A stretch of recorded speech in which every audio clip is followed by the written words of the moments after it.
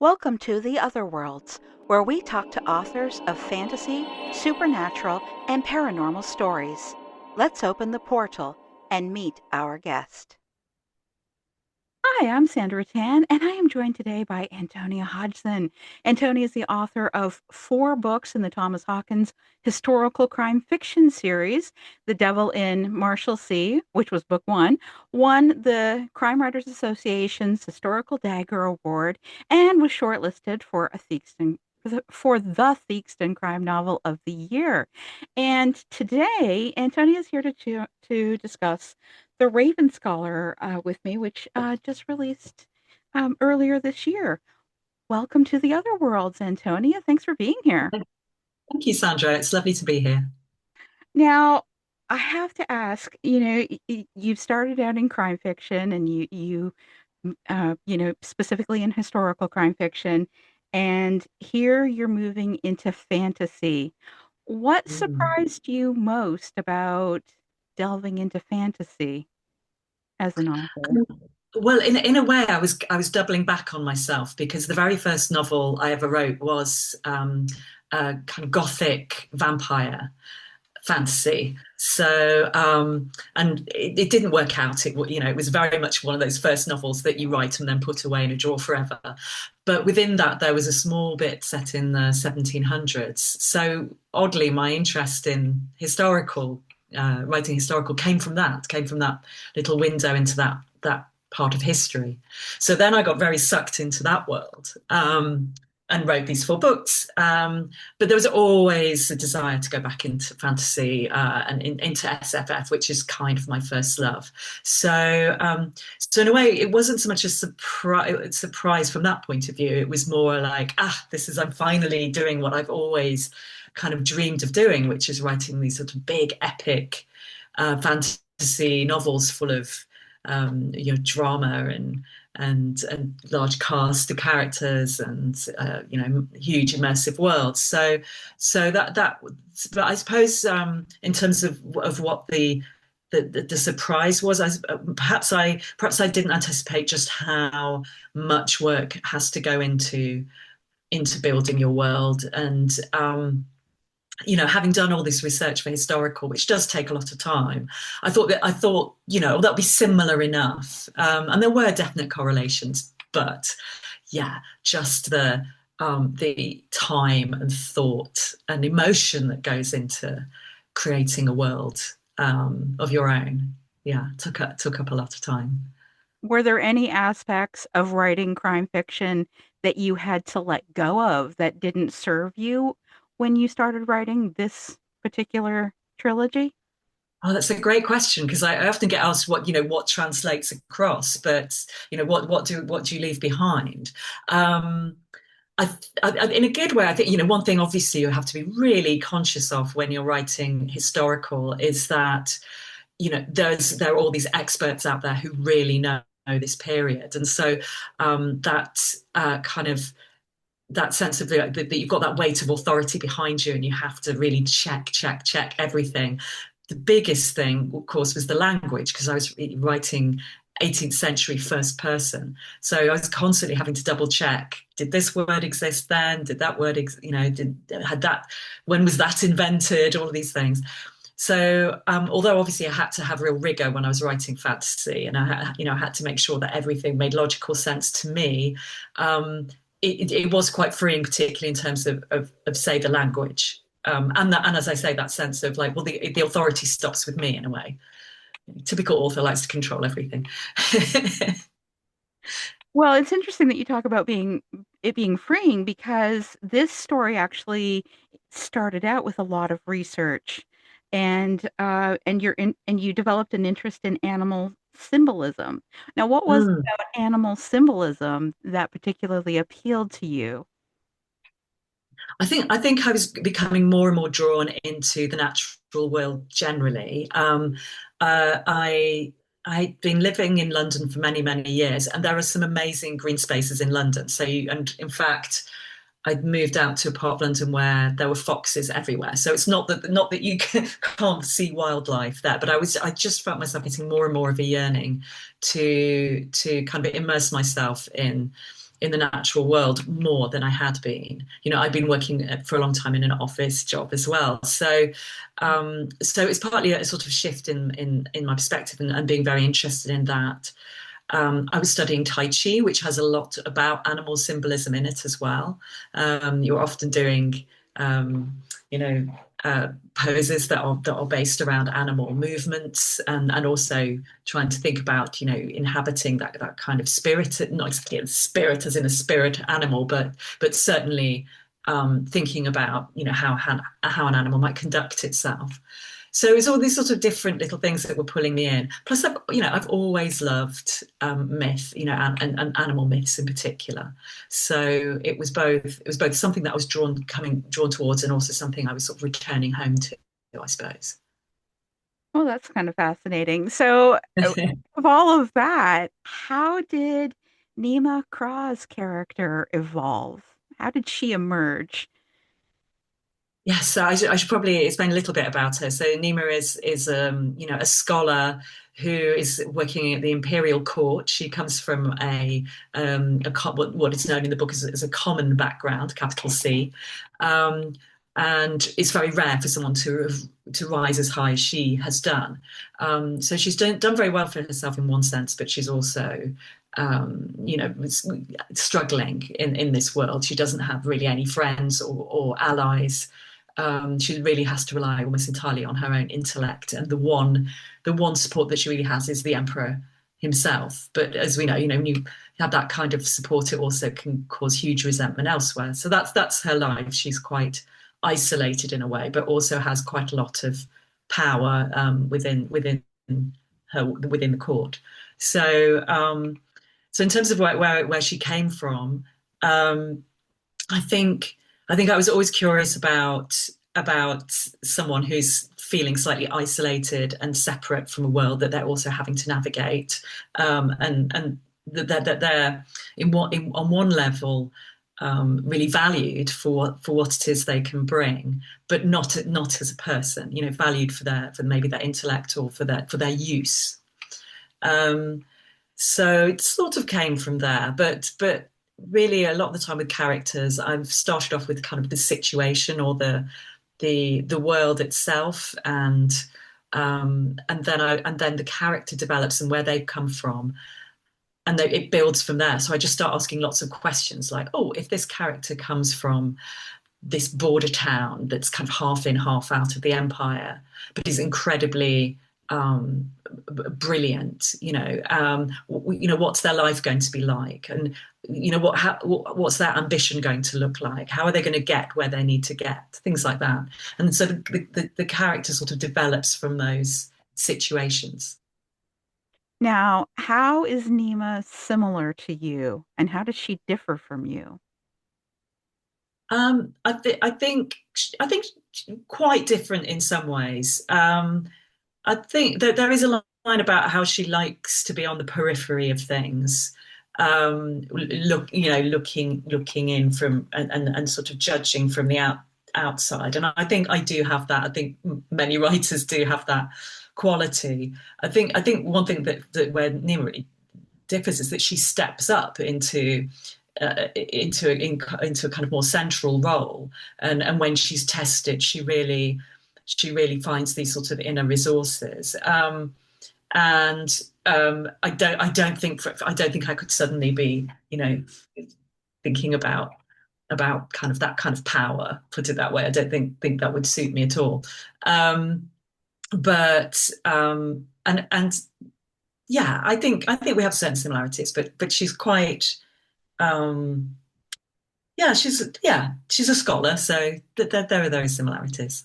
Yeah, but like a lot of authors, I'm always resistant to seeing too much of myself in too many of the characters, even though inevitably you've conjured them up out of yourself. So there has to be some elements. But that's probably true of like all of the characters across the entire book. So, Yeah, well, which character did you find the most challenging to write? oh, not exactly challenging in the sense that it was dark or hard to write, but there is one character called Ruko who who is just very much himself, very stubborn, will only has a very fixed path about where he sees himself. He's wants to rule the empire, and so he has this in his head. There's a void and a golden path that he's going to stride along and win. And so he's just motivation is very, very singular.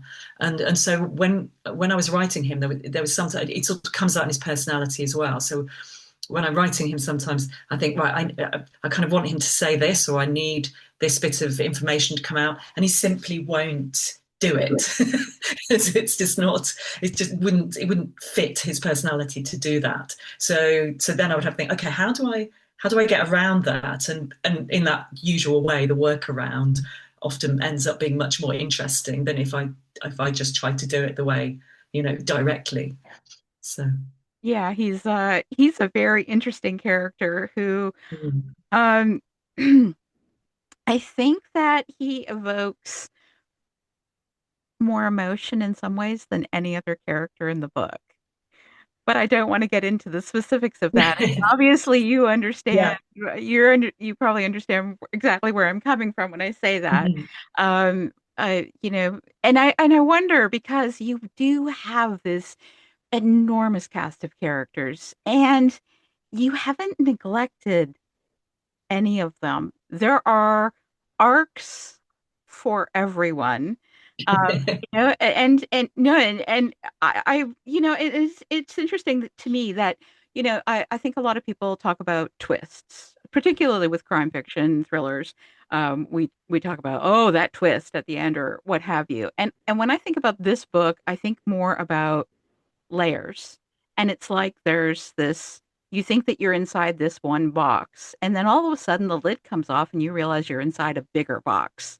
And then the lid comes off again. And so it keeps changing the dynamics in the story.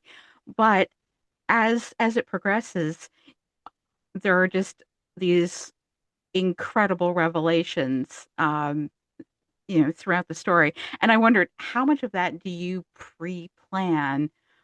How much was any of it surprising to you, or was it all like this is exactly how I wanted it to go? That is a good question. Some of them were absolutely, definitely already, coded in from the start, including the one that the revelation that people seem to find the most kind of surprising, shall we say, towards the end of the novel, she says carefully. But so some of them are absolutely always there, and then other times it's coming out through the character and the incidents that as I'm writing and the story progresses, it becomes clear that that character is going to react in this way, and so it's not that it can be a surprise in that sense, but not surprising in terms of what the character is doing. It's just that maybe my conscious mind is catching up with my subconscious, if you like.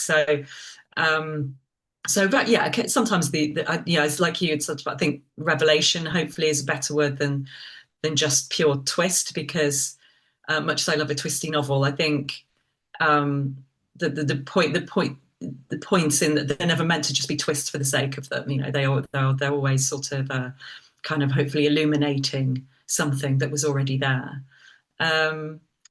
So yeah, so either I knew them or I should have known them. But it is interesting because your subconscious sometimes is aware of things that your conscious isn't Oh, for aware sure. of. Yeah, Yeah. and so there's that delicate balance of, being a pantser and being a plotter. I think that even people who plot end up finding that things shift, you know, Yeah. which actually makes the writing process, I think, more exciting. Definitely. I think some of the most satisfying moments are where something suddenly clicks, and it's not that you suddenly come up with this idea. You're like, oh, of course, of course, this is, that thing that I meant that I put in 17 chapters ago has this meaning here. Now I have to ask, like, as you write, do you Bible? Like, do you keep, I mean, you must have tons of notes about your characters and about the world. And I can only imagine how challenging it is to keep everything straight. It was, and one of the things that's particularly difficult, I think, is doing writing the epic fantasy with all that involves, and then weaving the mystery through, which is all interconnected, but nonetheless, trying to do both of those things, you definitely was challenging at times. But what I did have, I had a map which I wrote, which I drew very, very early on, probably one of the very first things I did, probably I think before I even started thinking about characters really. And so I had that. And I always have to say not the one that's in the book, because the one that's in the book is beautiful. The one that I was using was just a scrappy thing, but it, it got me there. And then I did have lots of notebooks of characters, sort of, information. I didn't tend to look at that very much, but it was there kind of to help me. But the other big thing I had was a timeline, because I knew that if, with it being such a big book and with so many different things going on, if I didn't get that timeline right in terms of, even just like how old all the characters were, when they did, their backstory, was it in this year or that year? If I didn't have that all worked out, and then I had to go back in later, that would have been really, really difficult. So the timeline for me was the thing that I just was constantly referring to. When was that rebellion? When was that? When did that emperor rule? And all those different elements, so that I didn't have to suddenly rewrite the whole thing afterwards. Yeah, that's the timeline was impressive. I'll just leave it at that because I think that this is a book where I went in not knowing very much, and it Mm. was just sort of like, this steady procession of mind-blowing revelations and surprises because it was just I came into it fresh, which I think is a wonderful way to approach a story, particularly one that is this epic and has this scale. Because the scale for this story is enormous. And it's actually kind of impressive that you're planning this to be a trilogy, because I could see this being much longer and having more stories in the world. But I was curious, you have the 8 houses, for lack of better term, right? You have the ox, the hound, the raven, the tiger, the monkey, the bear, the fox, and the dragon. And so people like Nima belongs to the raven. She's part of that house. Mhm. And then you've got Cain, who is a fox, and Shal is a hound. You have characters from all of these different groups. And I was wondering how you decided on these particular 8 houses, and Mm. um and which house you would be in. So there's these 8 guardian animals, and the idea to some extent is that this world, and particularly this empire of Oran, has many thousands of years before been through quite an environmental catastrophe of some sort, which is so long ago that it's kind of forgotten. But it's meant that for this particular society, these animal guardians are incredibly powerful and important ideas, because it's a religion. It's not, not everyone necessarily believes there is a raven, deity, and so on, but that each of these animals represent something within kind of human personalities, but also represents the animal as well in terms of what they might mean in terms of their behaviors and also their symbolism. So, for instance, with the fox, which many people will think, oh, when you think of a fox, you think kind of cunning and opportunistic and quite a sort of duality about it, kind of animal of the twilight, of the borders, and that's often how they're portrayed in myths. So when you then apply that to maybe people who would be affiliating to the Fox, well, they're going to have that sort of about them. They're going to be improvisers, and they're not going to want to be pinned down too much on on where they're going in life, and they're going to be very adventurous, and so they might not even turn out to have specific roles. I mean, some of them do become explorers or assassins, but it may just be like, oh, that's part of my personality. They might be doing any job, but that's kind of where they feel their nature is best represented. If that makes sense. Because I was kind of curious about that, rather than having something kind of imposed on anyone in this society. Because the idea is that you choose your own. You can choose. Well, seven of the 8 guardians, you can just choose. Well, I'd like to be a monkey, or I'd like to affiliate to the bear, and so on, or not affiliate at all. There are people who do that. Or change affiliations. So it's all quite, hopefully quite free, in terms of choice. Does that answer your question? I didn't answer the question about which one I would be. No.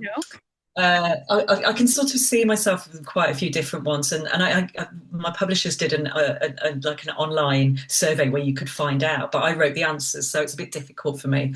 But I came out as a raven, but I suspect I've got foxy elements to me as well. So Well, I think the fox elements, I think, they serve the story very well, and they also serve, I think, writers very well, because the fox is more adaptable and innovative. There's a creative approach to the situations that they find themselves in. And and I think, and it's funny because when you were interviewed on the Nerd Daily, your 5-word description of the Raven Scholar was "take nothing for granted, goodbye." And when I think about take nothing for granted, I actually think about Cain, and I think about the fox, because expect the unexpected. That would just be, I would, it's almost like the motto I would give him. But actually, the character who I thought was like really intriguing, Shal Worthy was a really intriguing character, and also I felt a lot for him throughout the course of the book, and everything that he particularly goes through. And I wonder how the Hound, if how characteristics of the Hound would serve you as a writer, because you've talked elsewhere about how the Raven and the Fox characteristics contributed to your writing, but I was curious how the Hound characteristics did. Yes, because I mean the Hound, in its best. I always say there are no bad guardians, only bad people. So obviously, like within the book, you have people who affiliate to different guardians, and some of them are better than others. And there were 2 quite significant characters in the book who are affiliated to the Hound. One is Holver Brass, who's the High Commander, who's a very problematic figure in many ways. And then there's Shal Worthy, who's contending for the throne for the Hounds. And yeah, they represent. A lot of Hounds represent kind of, well, they want order. They want they believe in with justice, and they're very faithful and loyal, and these sort of very wonderful characteristics. Like all guardians, there's always the flip side. They can end up being a bit rigid, or their loyalty and their faith and loyalty can actually turn them to be. If it's channeled to the wrong person or to the wrong belief system, can be quite damaging. But in terms of writing, yeah, well, I mean, obviously, people always talk about discipline in writing, and just that sense of actually sitting down and doing the work. And of course, if I was thinking about Holver Brass and as a Hound, well, for him, a lot of it is about order and efficiency as well. So. Maybe on my best days of writing, if I can be orderly and efficient, maybe that, or maybe my planning, maybe there's a bit in the planning. But yeah, there's definitely, I could run down all of the different guardians and find something useful in there, definitely. Oh yeah, I mean, it's interesting because the Hound has many wonderful characteristics that you described, and yet all of them have their positives and negatives, and it's really just about how you utilize those characteristics to serve, for the best for whatever situation you're in. So, Mm. but it's an intriguing concept because you actually have this, instead of it being, you know, um, a monarchy that's passed through bloodlines, we have a situation where every time that there's a new emperor or empress, there's a series of trials, and there's a Mm. representative from each of the eight who competes. Although the dragon will never rule as Yes, the dragon desires not the throne is the line. So, they yeah, have their own sovereignty and like to keep themselves to themselves. So, yeah, yeah. which was intriguing. And where did that idea come from that you wanted to have them, but have them have this separation? To me, it sort of comes out of the symbolism anyway. That if the dragon is the guardian of mystery and death, that automatically makes you feel like they're going to be slightly removed. And the other big difference is that, as I sort of noted earlier, the dragons, you can't choose to be a dragon. The dragon chooses you, so it automatically just sets them apart. And I was very interested in that you know, there's an idea of, it sort of sounds appealing in some ways, of like, oh, this very powerful, mysterious kind of force has chosen me, which you see in a lot of a lot of films and books. But then the reality of what that might be if you're chosen between the ages of 8 and 9, completely arbitrarily, you just wake up with a mark on your wrist, and that's who you are. You're a dragon. No choice in the matter, and then you're immediately taken away from the family and life that you've known until that point. So I was very interested. I just thought that was very interesting sort of element to explore and to have represented. So yeah, then it kind of filters through. Well, of course they wouldn't want anything to do with these people who we are dragons we soar above. They're not interested in these daily petty struggles of the rest. So Yeah, no, yeah. it's really interesting that you have this murder investigation going on alongside a series of trials, and of course, whoever wins the trials out of the seven um, will become the new ruler. Uh, so, where did it come from that you wanted to include the trials, and how important was that for you within the scope of the story? Yeah, again, I think it came down to thinking about this history of this world and what might have happened. And the idea is that the guardian animals have kept coming back. I had this idea that they were supposed, well, that's the scriptural story anyway, that these guardian animals keep coming back and saving the world from, that initial environmental catastrophe is sort of, that's the idea. But then, from civil war or from famine or from these various, things that happened, these sort of cataclysmic events over millennia. As I was saying, this is all scriptural. It's not necessarily, you're not going to say you have to take it as this is what really happened. But I had this sort of idea, well, at some point, wouldn't those guardian animals get incredibly annoyed that they were coming back and saving the society over and over again, making the same mistakes over and over again? And so there comes this point when they say, like, we have returned, is the term, 7 times. When we return for the 8th time, we will destroy the world, not save it. So you've got this tension of hopefully the society will try and make sure that never happens, and it kind of creates this sort of reflection, I suppose, and consideration of what's going on. So whenever the society now gets to the brink of when it could all tip over, and the 8 could return, which again you can take as myth or metaphor or however you want to take it. It's a kind of fails. It's a safe. Is that the right term? Fail safe? I'm not sure, but anyway, it's a way of making sure that everyone just stops and goes, okay, let's just pause here for a moment before we destroy ourselves and the world. And so yeah, so that's where it came from, and then really from there I was thinking, well, okay, at some point dynastic rulers and tyrannies are going to cause these sort of problems, so they're going to have to kind of come up with a way to try and avoid that. And this is where this empress who starts off as a tyrant comes in and says, actually, we have to have a system that is going to prevent further tyranny and this sort of tyrannical dynastic rule. It's not perfect, but it's kind of held the peace for 1,500 years at the beginning of the novel. So Yeah, now the trials are fascinating, and every single one of them really was kind of surprising. And so I wondered if you were there in that world competing, which trial would you have failed? yeah, I think.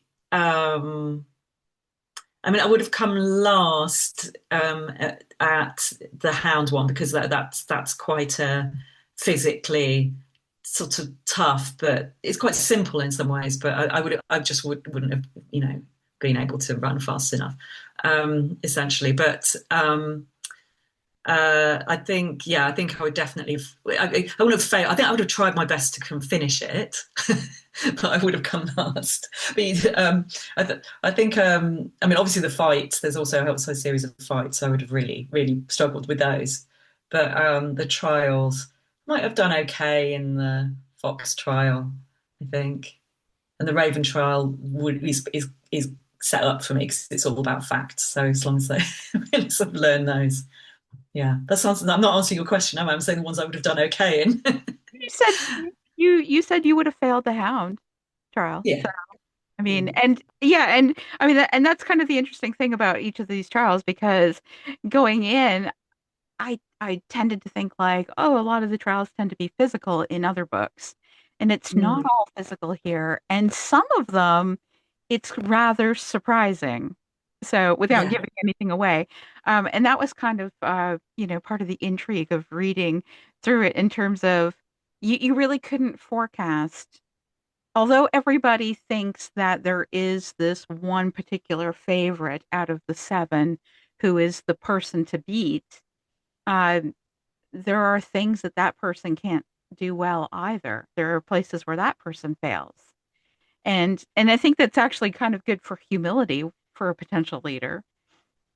Yes, I mean, ideally, it would help them, and part of the job of ruling is to appreciate not your strengths and weaknesses, but also where in some cases can work with other people, form alliances, where you can spot where other people are maybe not what they seem to be, because some of the trials, the trials are set by the other houses. So, if you're doing the fox trial and you're a tiger, you maybe, need to be thinking about, well, what's they're not going to want me to win, but so there we are. So yeah, not giving any spoilers. The trials aren't always what they seem. Yeah, no, they're quite fascinating. Um, and it uh, there was just so much about this book that I found surprising and intriguing.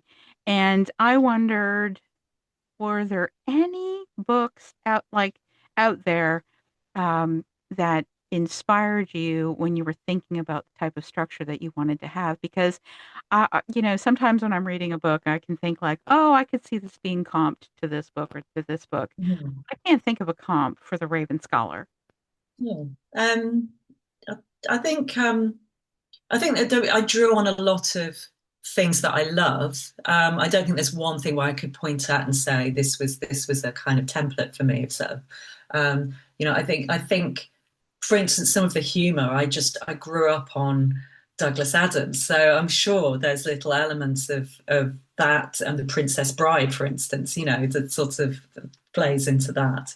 Um, but there's also I'm looking at my bookshelf now. There's, I really love sort of stories within stories.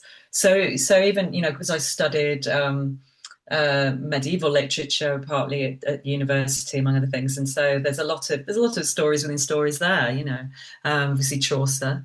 So sometimes I was kind of pulling on all sorts of uh, sort of interests that I have that I've had for years. And then, also I love martial arts movies. So, the 36th Chamber of Shaolin has got, the someone coming to the monastery and training up. So it's funny little echoes in there.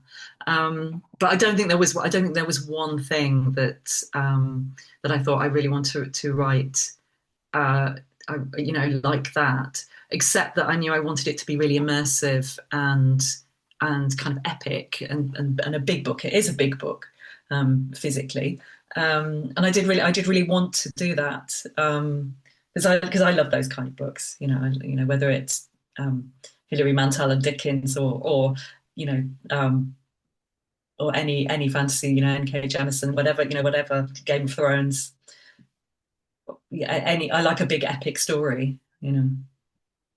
Okay, so as we head towards wrapping this up, I was wondering, you were editor-in-chief at Little Brown UK before becoming an author, and I wondered how that has affected you as an author.